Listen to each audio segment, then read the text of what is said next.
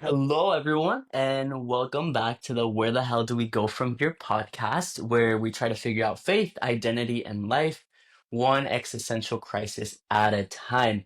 My name is Kevin, and today I have a very special guest joining me to talk about the relationship between scrupulosity, OCD, faith, deconstruction, and just the interlap between OCD and faith. So, Simeon, will you do us the pleasure of just telling us a little bit about yourself and introducing yourself for anyone who doesn't know you yet? Yeah, absolutely. Hi, I'm Simeon, and I am, I guess, a barista. And I also just have been grew up in the Christian tradition, specifically Calvary Chapel, fundamentalist, evangelical, just your full nine yards there. And so, like, my uncle was a pastor of the church that I was a part of, and very, very religious upbringing. So, yeah, definitely quite the journey. Yeah, no, I'm so excited to get into it and just talk about our experiences with faith and also with mental health, specifically like OCD and how the two relate, because I think there is a very powerful relationship. And I think for me, OCD, I have diagnosed OCD specifically around the areas of God and morality, and I think that played a very big role in both my conversion process and also my deconstruction process. So I am excited to get into that. So Simeon, how would you describe just in general your relationship between OCD and faith, and how did you come about identifying that there might be something off when it comes to your faith? Yeah, so I guess I first like started to like realize that there might be something. I heard a podcast that sort of like introduced this idea of like scrupulosity, OCD. I had heard, if you know the artist Audrey Assad, um, Mm, she was in a podcast with like Suzanne Stabile about the Enneagram, and they were talking about how Audrey has OCD and how that has interacted with her walk and all of these different things. I believe at the time she was still within the Catholic Church. Um, so yeah, that was my first exposure to like what OCD and specifically scrupulosity was.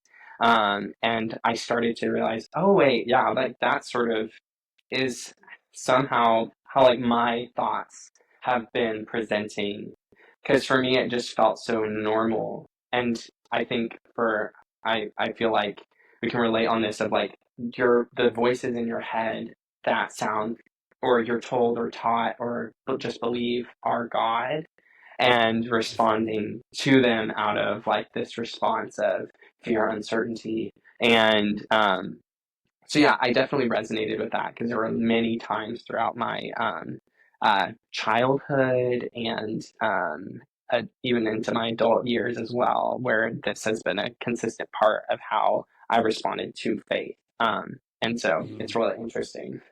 Yeah. So I guess so for anyone who doesn't understand, oh, who doesn't know or isn't familiar with the term scrupulosity, how would you define scrupulosity in your own words? Um what did that look like for you? Yeah, scrupulosity is this uh, feeling. It's connected to OCD, so like an obsession and a compulsion disorder. So you have these obsessive thoughts, um, and they are usually things that you care about. So scrupulosity is just a subtype of OCD. It latches onto the things that are most important to you, or things that you value usually, and it then you can have these compulsive acts on the obsession, in order to mitigate the stress caused by the obsession. So it's like I have this worry, like for instance, in my early childhood, on whether or not I was saved or not. I think that's a pretty common experience for many kids, and where the line of OCD versus just concern for whether something happens, I don't quite know. But for me, that would exhibit itself like, okay, I remember being like in like an auditorium at my school and just being like, am I saved? And do I need to get saved again? And I had, given a prayer at a certain point and committed my life to Christ. But then when I sin or do something that I know wasn't right, I would be like, okay, well, do I need to pray for that again? And I would know that I didn't need it, but I would say it just in case. And all these different things where it's like, maybe I need to say it this way. And usually there would be this sense of anxiety relief that would happen when I'd say the prayer of like, Dear Jesus, please come into my heart. Thank you so much for saving me. I believe that you died and rose again on the, and that you resurrected and that you've died for my sins. Something like that, some sort of generic evangelical salvific prayer. And so I would do that and like repeat it all the time just to make sure that I was saved, or because I would feel like maybe things were broken or all of these different stuff. So that's like an early example of that. Yeah, and that makes sense, and I think it's also important to highlight that it's it's not just saying like, "Oh my gosh, like, am I am I saved?" I feel like a lot of people have that experience, but it's whenever it becomes an obsessive thought that no matter how many times you engage in that compulsion and that behavior, like there's no peace with that, and it ends up becoming uh you can build rituals around it. Like I need to say this specific way and it needs to feel just right. And if it doesn't feel this specific way, then it's not true. And it's a kind of overthinking that goes beyond what someone without OCD would experience, right? And I remember that was actually one of the my OCD started getting really, really bad my sophomore year of high school. And that was probably like the first big question for me Mm-hmm. that actually showed me how bad my OCD was getting was I saved? And I remember I would try to get saved probably like 10 times a day. Like I would be like, no, I didn't say it right, or I didn't feel the right way, or I did I actually mean it? Did I actually understand what I was saying? And then I had to like do it again, and I had to do it again, and I had to do it again. And every time that I did it, it was like a little bit of peace, but then it's like that dread of, shoot, what if I did it wrong? And the consequence of getting it, it's not just this is not just, oh, if I get it wrong, then whatever. Uh like there's no there's not a big consequence. The consequence of this is an eternity in hell. So your Mm-hmm. mind makes it, at least the way that I was taught, and your mind makes it feel like, okay, it's justified for you to be so worried about this because of how big the consequence is. And I think for me that was something that was really indicative of, it was the start of when my OCD got really bad. So that, I think, thank you for sharing that example, because I think it's probably a pretty common one for people with scrupulosity for sure. Yes, and I feel like the throughout my life, like those feelings of um, the intensity of the consequence definitely would come in later for me, of like the oh no, I need to know for certain whether this is right, wrong, all these different stuff, where it was the relationship with God. Because for me, the community that I was a part of really valued intimacy and closeness with God over and against all else. And so it's just sort of like that was like the pinnacle. And so for what was really bad for like the OCD was the constant need of like pruning things from your life that Right. didn't result in closeness to the Lord. And so it creates this hypervigilance within yourself to be aware of like every feeling you have towards certain things. And so I'd go through like phases of like, and I think this is like where that like dividing line of like standard religious practice, OCD, like where's the difference? Right. Is Yes. like feeling that layering, and so for me it was like the constant need for reassurance. So for like one of the points for me was like masturbation, like whether or not this is a sin or not, and the need to Mhm. know, because it's like if it is, then it is causing irreparable damage to my relationship with God, and I could end up losing that. And for me, like one of those verses that would come to my mind is like Hebrews 6, um, where it talks about like if like those who have tasted of the goodness of God and walk away, they will, they can't even come back. So all of these different things where I would have this worry of like, oh no, what if I cross that line? And so I need to make sure that I'm repentant or cutting off all of these avenues for sin. And so for the areas where the Bible is explicitly unclear, is usually like is where like those it can latch on and say, okay, this is an obsession for me. And so like for that, I would look up and go through and search every single like day or whatever, however many Uh-huh. times I needed to feel like I know what the arguments are. I know that this group says that it's a sin, this group says that it isn't, and I just keep going. And I know these articles. I've looked at them a million times. I There's no new information popping up. I'm not changing anything about it, but my anxiety is being diminished for a little bit when I go and I look at that website and I see, okay, here's what it says, and Yeah. I can, okay, I now know maybe, and so then it's like, okay, and I can go a little bit while, and then I'm like, okay, but what if that's not all the information that there is? What if there's more information that I haven't seen? What if there's something that I didn't see in that article? All these different things where you go through, and it's like, okay, so it is this deep anxiety and this deep dread of something isn't right, something isn't.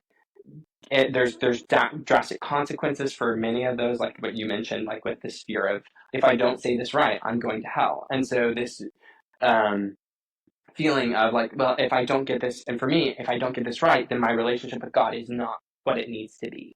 And that is the most important thing to me in my is that my relationship with God is good and is healthy and close and rich. All of these things where it's like, what if I'm being blindsided? And so there would be Right. always this. I would wake up in the morning sometimes, especially in like the throes of a lot of my deconstruction, but because a lot of these things were intersecting, where I was beginning to see, okay, the Bible isn't exactly the foundation of inerrancy that I thought it was, and so I'd wake up and I just have this overarching feeling something is horribly wrong, and I just spend my whole morning obsessing over what secret sin is in my life. Because I'm feeling bad, there must be a sin. If I have this bad feeling, there must be a sin that I've done. And so I just think through all of my actions, think through all the things that I'm doing, all the things that I'm not doing, maybe. And so I just file through all of it and just go, okay, what is it? What is it? What is it? And it never was enough because it wasn't particularly feeling anything. There was a sense of anxiety and discomfort that I was waking up with, but Mm. it caused this deep, like, hours long in my morning where I would just be ruminating over every single, and that in itself is a compulsion. It's like Yeah. I feel anxiety, the obsession. What if there is a sin that you've committed, and then the compulsion. I'm going to think through every single act that I've done and try and relieve the anxiety, because if I can find the result of like why I'm feeling this way, then it will go away. I can pray a prayer of forgiveness, of repentance, and let it go, and then I will be okay. But it's Right. never enough. It's never enough It's for it never to be. enough. It's never enough. And I think it's honestly so refreshing to hear you say that and to hear you explain it because I think I've gotten so used to living with OCD that I forget how exhausting it is that I am just like this is like my normal, but I realize that it's not the normal for most people. And I think hearing that I'm not alone in that experience and is very comforting and is very refreshing. And I think that what you were saying about OCD seeks certainty, and there's topics in the Bible that are unclear. There's topics in life that are unclear, that there's different sides, that there's nuance to things. And having that uncertainty is very hard for someone who has a very intense black and white thinking, which I think is very prevalent with those of us who have OCD because it's either this or it's that. It's like one extreme or the other. It's black or it's white. And at least for me, it's really hard to navigate through the gray, through the nuance parts, through the not having the answers, and OCD definitely latches onto that and tries to find that certainty, but it's never enough. And as you said, you can read the same articles over and over and over again, thinking, but what if there's more information? What if this? What if that? And the truth is, yeah, what if, like that is a positive possibility, but it's not realistic to have this kind of like perfect standard or expectation for yourself to have everything figured out completely. And I do think tying this back to like religious institutions, particularly like the evangelical church, there is a really big emphasis, at least in the ones that I grew up around, of having the answers to these things, of having the certainty, like of your salvation is based on a specific interpretation of this text that many people have different interpretations of. And I think that OCD is hard enough in itself, but I think that adds an extra layer of intensity and fear. And I was wondering, how did you or do you separate and distinguish what is OCD from what is genuine devotion or genuine faith when it seems that the two are so intertwined with each other? How do you go about navigating that? Yeah, it is really like that is like the scary thing, right? Because it's for me, especially in the midst of it, of like, this is causing me so much drain and worry and time, especially time, because you lose a lot of time to the ruminating cycles. You lose a lot of time in your life to just like having to look up every single thing and read every single thing and make sure that you're not missing it. So it's just like there's so many ways that it can steal from you. Um, and so for me, like one of the things was like, first of all, like understanding what type of relationship with God. And so I don't want to like tell anyone what to do with their faith or with their um, belief as far as that. But I think within each tradition, there's an understanding for brokenness in the world and for things like OCD and things like um, uh, scrupulosity that can really help you to navigate um, how to live in that. I think the Christian message, particularly just speaking for evangelicals, I think is that you are a person who cannot attribute to your own salvation. For the most part, there may be some small groups that don't believe that. But Mhm. uh, within it, there's this need for Christ as your intercessor, as your the person who is the one making you right before God. And so it's not of your own action or works, but of either receiving or some supernatural work of grace that is done for you.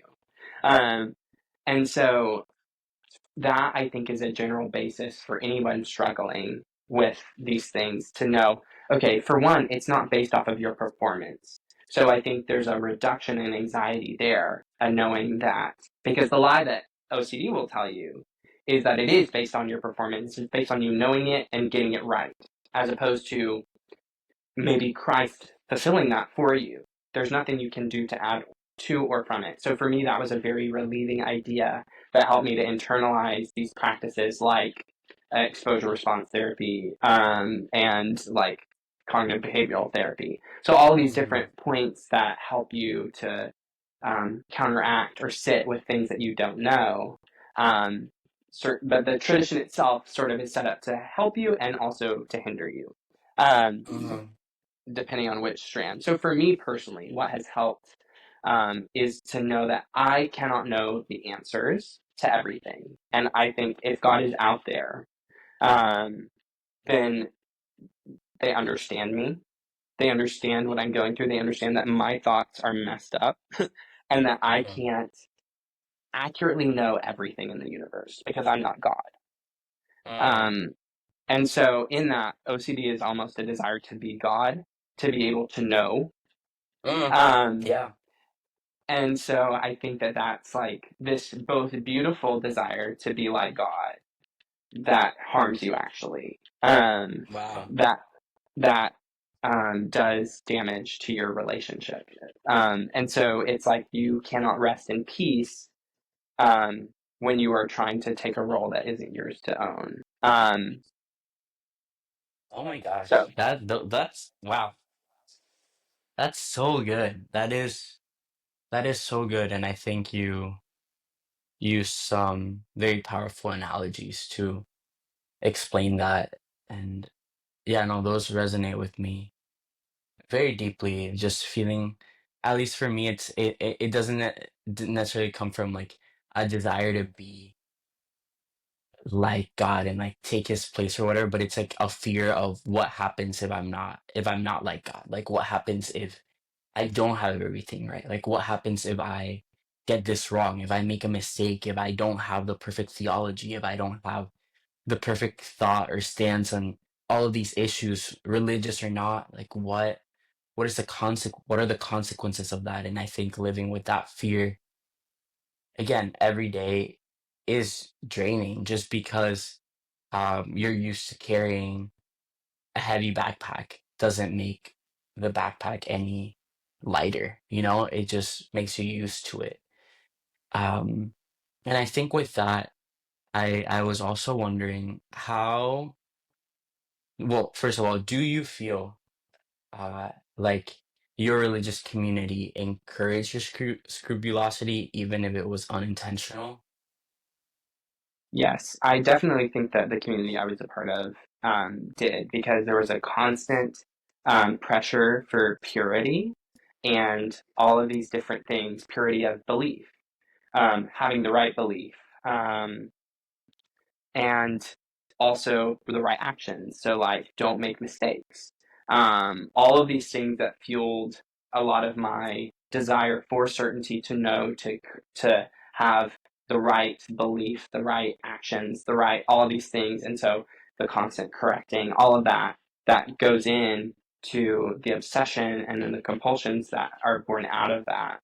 Um, but I think that the community that I was a part of definitely fueled that because of the ways that they, I don't think intentionally, Sure. but definitely purpose, like the end result is, I think, an overemphasis on your role to play in guaranteeing your own um, moral standing before God, purity before God, all these things where many different looks at a more grace oriented faith, which I think to me is more authentic to the text, but also, and as someone who is now pretty agnostic, is just functionally true. Is that there are many things that we cannot know for certain, and if they are encoded in the world in such a way, then it is beyond our ability to know. Functionally as humans apart, like all of our deepest scholars, all the people that have devoted their lives to studying these texts, um, it's like those are questions that we cannot access, but that we take on faith. Um, Mhm. and so it's a belief point. And so if that is the case, and it is about like just right belief, or if it's just about right action, or all these things, I think it is not the most logically consistent to believe in a God like that that would respond. But that's a theological premise, so it's not going to answer everyone's needs who are dealing with OCD in Right. this. For me, that was helpful because it's like, if it is, then this is, if regardless, the reality of the world will remain the same. Like the reality Sure. of things, whatever God is. But um, the I will not be able to know certain aspects of that. There are certain things Right. that I can know with, you know, a level of knowledge, but that's always with an asterisk because I'm a fallible human. Like my brain tells me that if I don't, like for a period of my life, it was like if I shave my body hair, then that's a sin before God, and I Mhm. feel this intense condemnation over that. Is that God telling me that? I have to live with the uncertainty that it could be. I have to Mm. live with the uncertainty that that could be what God wants me to do, or it could not. Do I think that God is understanding enough to have grace for people to do or not do what he wants. And some versions of the Christian God might not, others might. And so I think that's the flaw that we have as humans is that we cannot know for certain which one is true. Mhm. And I think that that's like the sin, like Pete Enns has this book called The Sin of Certainty, which really delves into that is actually the opposite of faith. And so I think that's like the point, a pinpoint for OCD is like, I think actually trying to know that with certainty is in opposition to your actual faith in God. Um, but it isn't going to relieve every tension. But regardless, that's what you're stuck with, I think, and that's just Yeah. realizing that that's the truth. Either way, there's some things that are beyond my knowledge, and there's some things that are within my knowledge. Do I think that God has mercy on me either way? And I think the Christian tradition really has a good answer for that. Mhm. But Wow. I think I'm sorry. I'm trying to be careful with how I word it because I don't want to like exclude certain traditions that might see it a different way. But I also think that sometimes, from my perspective as an agnostic, I think that that's stupid. But Yeah, yeah, yeah, yeah. No, for someone to if that tradition, if that is what God is expecting, is perfect submission, perfect whatever, then what's the point of Jesus? Like, what's the point of Mhm. his perfect submission? What's the point within even that theology if it's on you? Uh, Anyway, so I think that there's a discussion there to be had in a faith community on how to best address it. But I think that for the most part, I think the broad Christian tradition is very equipped to handle it. no, I think. absolutely. What are Yeah. your thoughts on that? I think that I think for me, when it comes to how my communities have unintentionally encouraged my scrupulosity, is I think I'm gonna take it from a more uh I don't know if practical is the right word, but like from how it practically continued like encouraging that, I'd say that someone with scrupulosity, I was very concerned with having like all the answers. I was very concerned with studying these things and these texts like religiously, no pun intended, like religiously and true. Like I had so many questions and I researched so much in a way that became obsessive and in a way that became harmful to me, but it also made me have a lot more knowledge than a lot of the other people around me because I was obsessively like focusing on this belief or on this doctrine or on this religion or on reading my Bible or on growing my relationship with God. I did everything to the extreme. And I think that can be rewarded in Christian circles. It can be like, oh wow, you are seeking for truth. You are so devoted and you really like you're so passionate about God and yes, and at the same time I'm terrified. And like that's why I'm like doing all of these things. But in a way I'm being celebrated for being like this and being shown as an example. And in a way like my scrupulosity and my mental illness becomes a kind of standard and becomes a kind of like ideal to strive for, even though it is in itself harmful because the community doesn't necessarily understand what is going on. And they might think it's something more genuine or I don't want to use the word genuine. It's something more, it, Authentic to it, the faith. yeah, yeah, exactly. Rather than my brain is just like working in a way that is Fear counterproductive. based. Fear Exactly, based. exactly. And I think that was something that, yeah, it was unintentionally encouraged because of the results that it brought, and it brought deeper, greater knowledge, uh, seemingly deeper connection with God, and I think that was celebrated, even though the cost of it was excruciating for me, and even though it was based on a lot of fear and a lot of obsessions. And I do think that's a way that the communities that I was around definitely encourage that unintentionally. And even with things like questioning my salvation, like I remember going up to people and like pastors and preachers and asking their perspectives, like, hey, how do I know if I'm saved? And then they would give me answers, or they would tell me, okay, this is what you have to do. And if I were to say, oh, I'm doubting my faith, they would say, or my salvation, they would say something along the lines of like, oh, maybe it's because of this sin, or maybe it's because you haven't truly trusted in Jesus. And in a way, I don't necessarily blame them, because by like a single interaction, there's no way for them to know. But I hope that these kinds of conversations can help people in those spaces be aware that that's a reality, and know whether this person is someone who is genuinely seeking and is curious, or this is more like an obsessive kind of behavior that should be treated by a mental health professional, rather than uh, just like a pastor or a preacher that does not have those kinds of expertise. Which is like the problem with much of these things, is that like a lot of OCD goes undiagnosed because it just looks like fervor and devotion, like you're saying. All the things like these pastors, they aren't able to recognize that what you're wanting by even asking them is a compulsion. Like Hmm, hmm. you were enacting that compulsion of, I need to know if I'm saved. Let me go to an authority figure.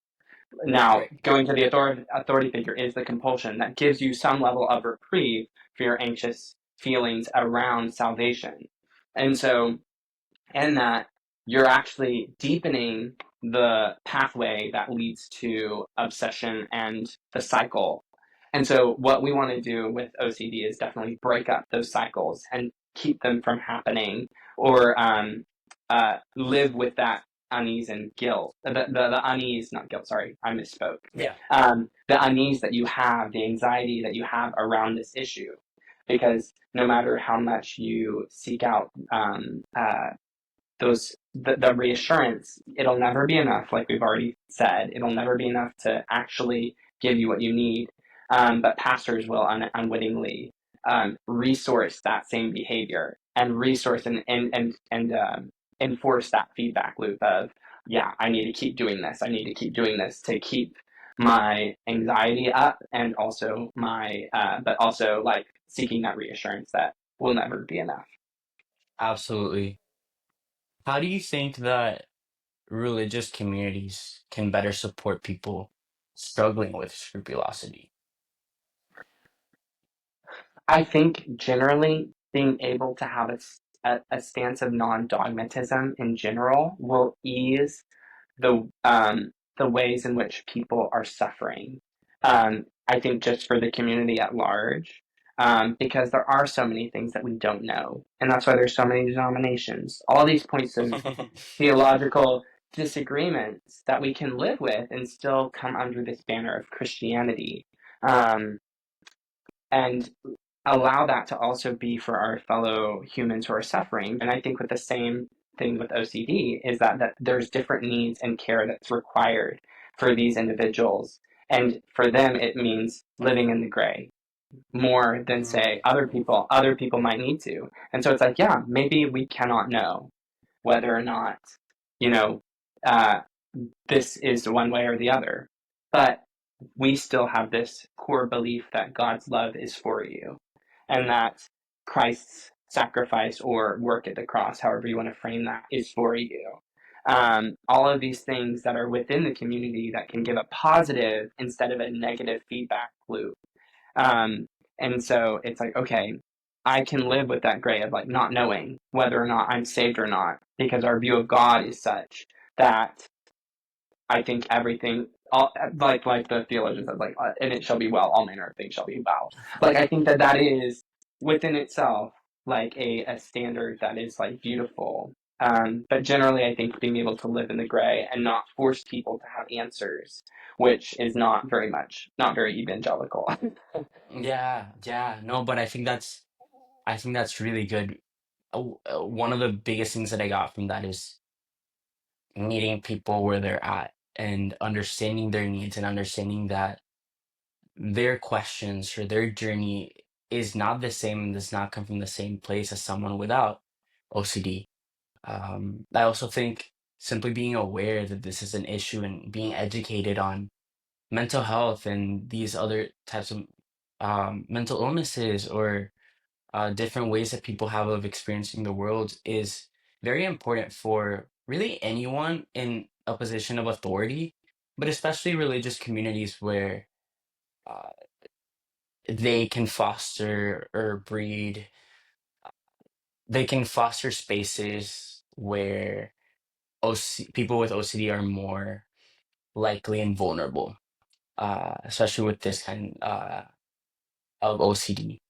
I think having that awareness, having that education, and being able to have resources to point people to is truly helpful to even have a healthy spiritual life because the living a life that is just led by fear and that is just led by a fear of being wrong or a fear of whatever it may be, I don't think that yields for healthy spirituality. So if people in religious authorities, I believe, should want their congregation and the people that they're looking over to have a healthy spirituality, to have one that reflects the love of God and that kind of relationship. And I think in order for that to happen with people with OCD, the approach just has to be different. And this needs to be treated with care and compassion. And we need those resources to be available, I believe. Absolutely. And that makes me think of like even that passage of like God has not given us a spirit of fear. And so in that, like that whole narrative is like things that come from God are pure, whatever. All these things that like peaceable, those are certain passages that reinforce this idea that if I'm making a choice out of a fear-based relationship to God, then those are not um, going to be the most fruitful choices and actions or thought patterns in my life. If it's coming from a place of anxiety and fear, then it's probably not the best to act and listen to those choices or those thought patterns. Instead, to move out of a place of love, peace, security. But I think you definitely need all of the mental health resources that pastors can know, be aware of, to be able to see, okay, what is going on here, and whether this person um, is seeing. I think there's just generally in the church needs to be much more access to resources like therapy, counseling, licensed medical, like licensed therapists and licensed counselors that are just beyond Christian counselors, even, but treating this as a real mental health disorder because it is. And so those things of like where if we remove the stigma of these things being a lack of faith or a lack of whatever. No, it actually is my brain that is creating these feedback loops, all of these things that are, that are genetic even, that pass down from generation to generation. So it's just being able to know and have the resources available to you to be able to get the proper care that you need. And pastors need to be aware of that and able to know when it's their turn to say, this isn't my area of expertise. I can pass you Mm, along to a therapist. absolutely. I think recognizing what your area of expertise is and what extent the way that you can help I think is crucial to ensuring a healthy spirituality within the church and within any community. And I guess to just as we're wrapping things up here, how would you how would what would you define how would you define a healthy faith right now? Like what does a healthy kind of faith and interaction with faith look like to you right now? Healthy faith is one that is truly built on faith. I think the definition of Hebrews is a beautiful place to go. That faith is the substance of things hoped for, the evidence of things not seen, and those are truly like the things that it's like it's not a faith based in certainty. because that's not faith. It's based off of things that we cannot measure, we cannot know for certain, but that we choose to put our faith and trust in, despite not knowing. And so I think that that is a place that is not filled with fear. I think that that is a place that is filled with peace and being able to rest in the security of a God who cares and loves you, and a faith that sustains you instead of harms you. Um, and so I think moving away from places of fear and anxiety surrounding your relationship to God, surrounding your relationship to your community, um, and being able to move into a place where I'm wanted, known, loved, cared for by God, by these individuals around me who will be with me no matter what. So I think that's sort of like what constitutes a healthy faith for me, is one that's not rooted in a need to know, but instead is rooted in a place of love first. And that, Mm.